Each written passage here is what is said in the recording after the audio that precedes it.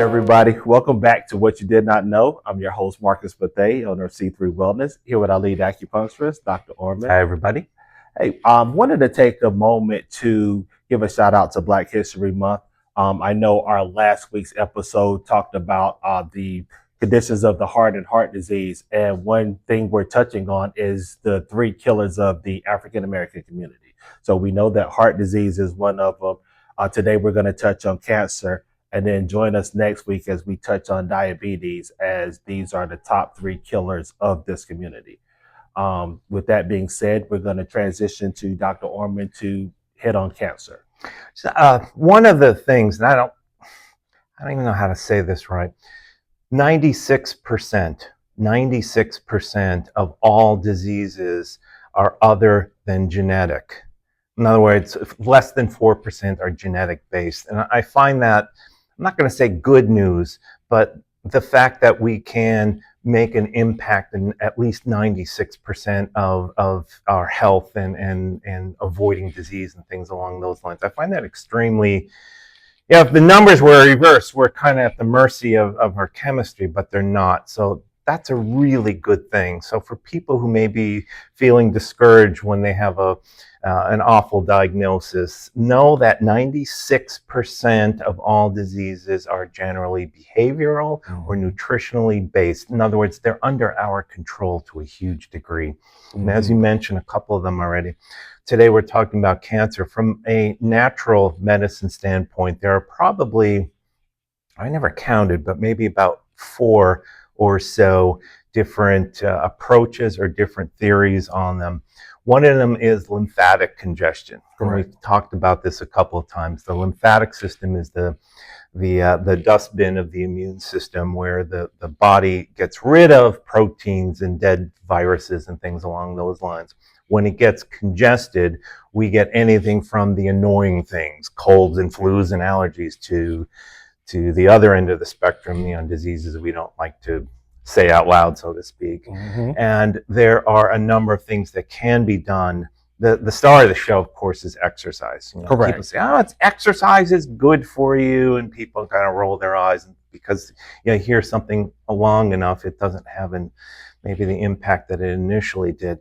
But the reason behind it is you're not just doing it to look good or to lose weight. Those are kind of secondary levels. But you're doing it to move the lymphatic system. You're doing that to elevate the immune system. Plus, it feels good. Correct. And another thing that is going in conjunction with exercise, and of course, the number one reason why people get cancers and other diseases is nutrition, food intake. That's a huge.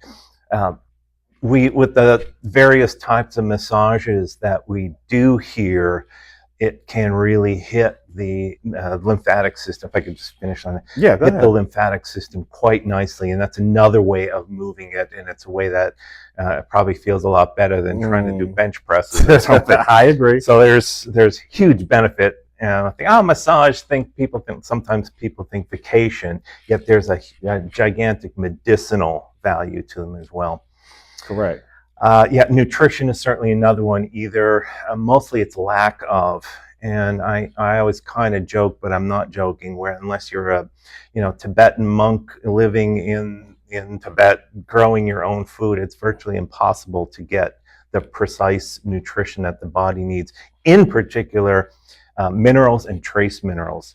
Minerals, most people know, calcium, magnesium. The trace minerals are the ones that nobody can pronounce, molybdenum and copper and things like that, the small amounts. And because the soil is essentially stripped of it, you can, again, eat a perfect diet, which how many people do, and not get it.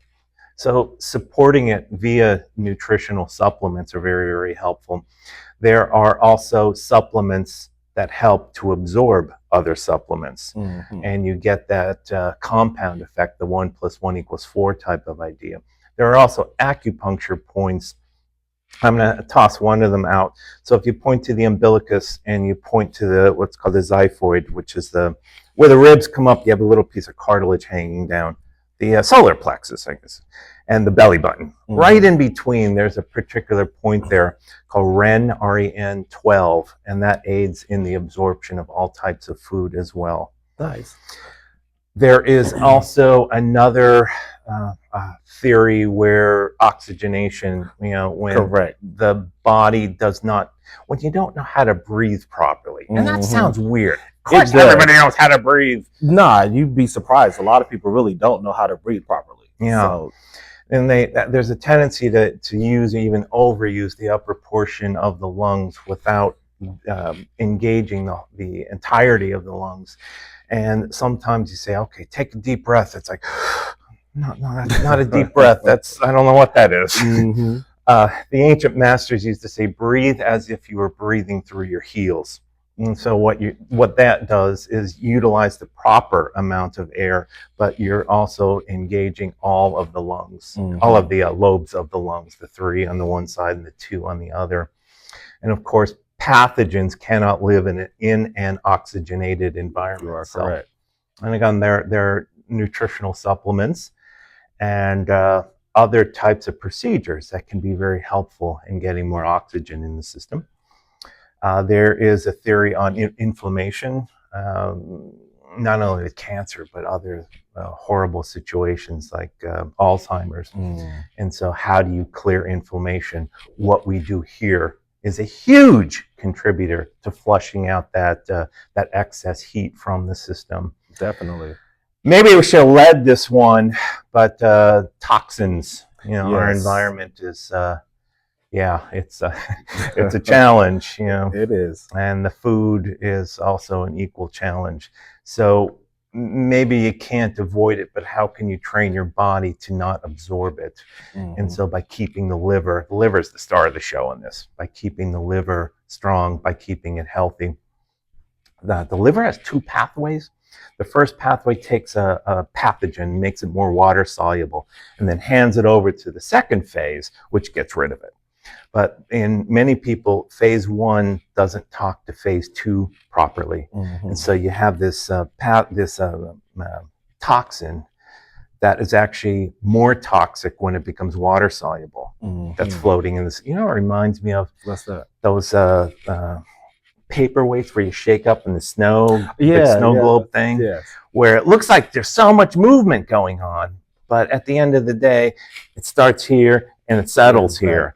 It needs to be gone. Correct. And so that there are simple foods, combination of cilantro and parsley, for example. Toss it in with pineapple, whip it up in the blender, sip on that. There are phenomenal herbs which are great with that, along with various acupuncture points. 4 of them in particular, they call the 4 gates. 2 on the feet, 2 on the hands, and they move the energy all over head to toe, side to side, front to back. And then last but least, there was a fairly recent study that said 80% of problems, meaning physical diseases and, shall we say, other than physical, that are a result of trapped emotions. Makes sense. Yeah. And there are specific points that help to alleviate that without having to experience the trauma again. So we have a lot to offer. Yes, and it's really exciting. And the more we get this information out and the more people understand it and utilize it, the better off that everybody will be. Okay, definitely. And again, this is more relaxation. This is definitely for your health. Utilize the services that we provide. You never know how helpful it can be to you until you come in and experience it and start feeling better. You got to do better, feel better. We can help you get there. With that being said, we're wrapping up this week for What You Did Not Know. I'm your host, Marcus Bethay, here with our lead acupuncturist, Dr. Orman. Make sure that you follow us on our social media platforms and subscribe to our YouTube channel. Until next week, take care.